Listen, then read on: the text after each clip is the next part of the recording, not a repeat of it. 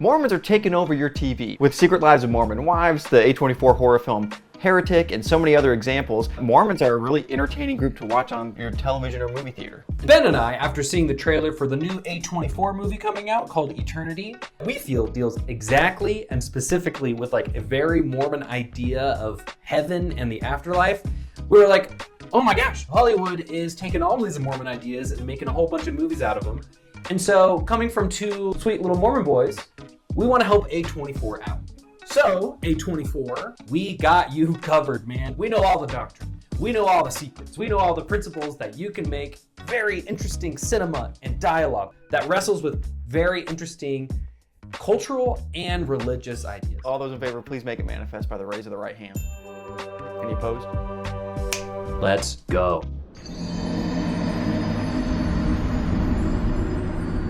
There's a book written by a BYU professor that I think is perfect for an A24 film adaptation. And it's not Brandon Sanderson, who's written a plethora of great fantasy books. It's actually a book called A Short Stay in Hell by Professor Stephen L. Peck. This book follows a devout Latter-day Saint man named Soren who dies and ends up going to hell because his religion wasn't true.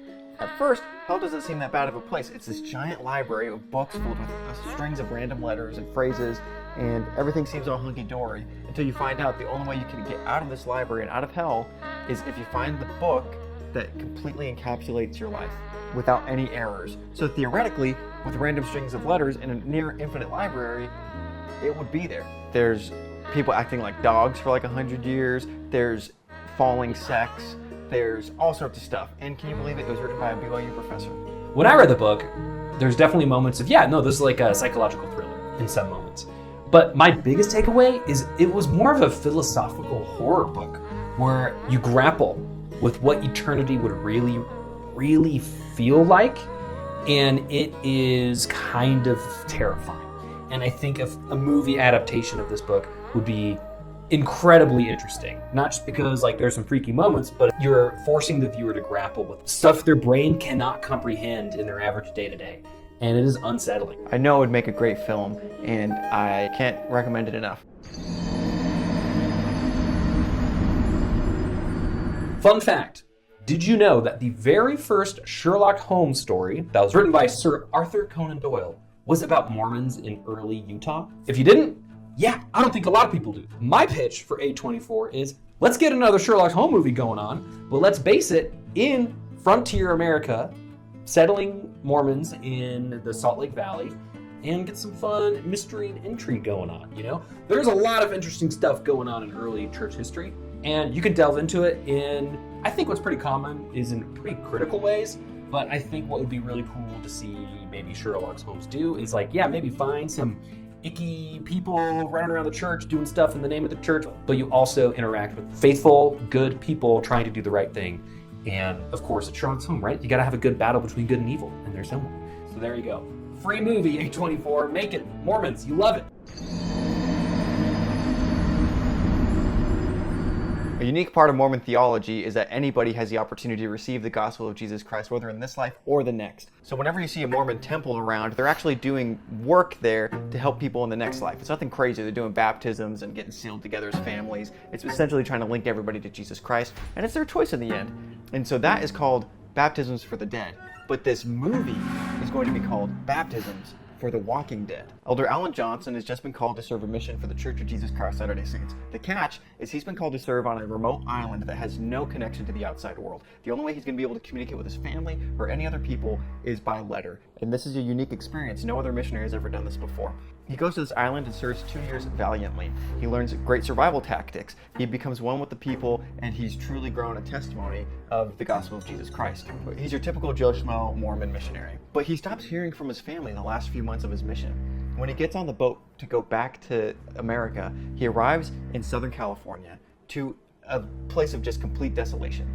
Turns out there's been a zombie apocalypse, and it's taken over the whole world except for the remote island he was in. Now he has to find his way from Southern California to Salt Lake City, where he's from. He ends up finding a group of survivors that reluctantly take him east on his way towards Salt Lake City. This group of people in particular really challenge his core belief system and make him question a lot of what he's grown up learning in his life. In the end, will he end up choosing his faith or apostatize? Together, this group of survivors and him face a lot of moral struggles and a lot of just faith struggles too. Imagine 2024's Conclave, but with a zombie apocalypse added to that. We explore the complexities of faith, religion, and in the end, will he stay true? Let's find out. This is called Baptisms for the Walking Dead.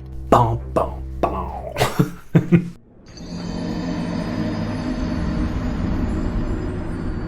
My next pitch is A House Full of Females, based off of the book by Laurel Thatcher Ulrich, which chronicles the lives of women in the early Latter-day Saint movement from New York, Nauvoo to Salt Lake City, Utah.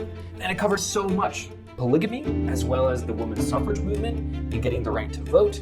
It's all wrapped up in there. And it is a fascinating read. My pitch is to take this book and you could make it maybe a Downton Abbey vibe movie, where it's kind of pleasant, but there's some drama in there. You follow a prominent family, and you get to see interesting moments in U.S. history as well as Mormon history, chronicling the building of the giant temple in Salt Lake City, the Civil War, racism during that time. What does a polygamy family in that time, in the late 1800s, look like? What does it feel like? Were they all bad and terrible? Were there some good moments? Like what? There's so much to explore in this idea. And I like the idea of using this book as its main touchstone because it is very well researched and it's very historical and very interesting. Good character to include would be one of Brigham Young's sons, who was famously a drag queen at the time.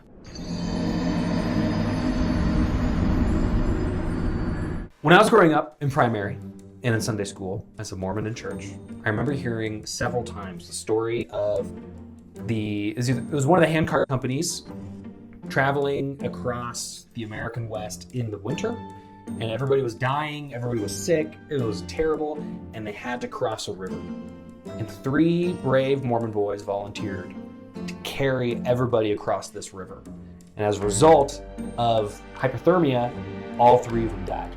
Ben, have you heard this before? The story? You know what I'm talking about? Yeah. This is a very popular LDS story. Very popular LDS story that I heard a whole bunch of times. After they had died, and after the prophet, I believe at the time of Brigham Young, after he had heard of this event, he declared and or revealed via revelation that those 3 guys went straight to the celestial kingdom. That act alone, in so many words, had guaranteed them a spot in heaven. As a kid, and pretty much my whole life, I was very, very worried about my salvation. I was very scared of sinning. It was not guaranteed that I was going to make it to heaven or to celestial glory in any sense of the word. And I was so worried all the time of doing bad things, of lying, of sinning, because I didn't want to not make it there. And when I heard the story, I remember thinking to myself, man, if only something like that could happen to me, so that I could die in this horrible way, which would suck in the moment, but in the grand scheme of things, if I would have my celestial glory guaranteed through doing that, it's worth it. Any death is worth it. Doesn't matter how acute and how painful that death is. It is worth it if it guarantees you an eternity of salvation, right?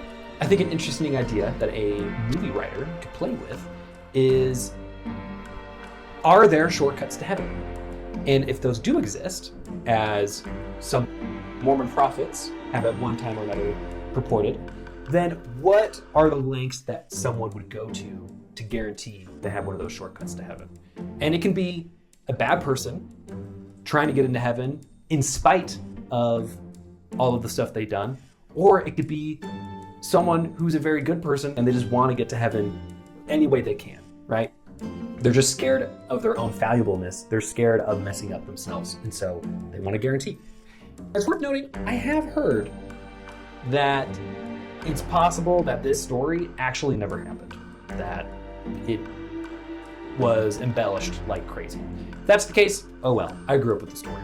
If it is true, then this is still interesting stuff. So that's pretty much it. Scott and I have a lot of other ideas that we've discussed that stretch other mediums like video games and TV shows and blah, blah, blah. I hope you enjoyed this video. And anything else, Scott? If you are a Mormon and you have a good movie idea lurking around that has something to do with Mormonism and doctrine and the principles of that church, then leave a comment. Let us know what your ideas are. Let A24 know what your ideas are. And all these other movie making companies that want to cash in on Mormon stuff.